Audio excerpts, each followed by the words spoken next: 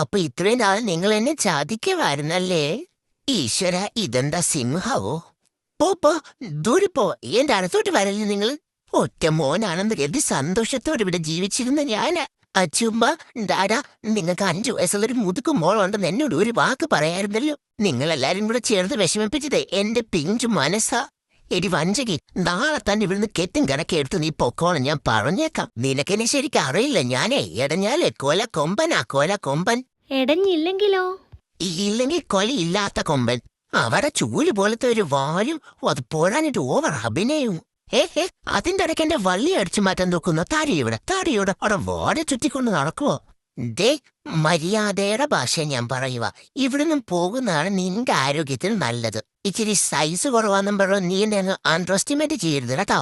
ഫാൻസിന് surprise കൊടുക്കാന്നും പറഞ്ഞു എടുത്തിട്ട് surprise ആയത് ഞാനാണല്ലോ ദൈവമേ. ഇതൊരുമാതിരി വല്ലാത്ത പണിയായിപ്പോയി കേട്ടോ അച്ചുമ്മ.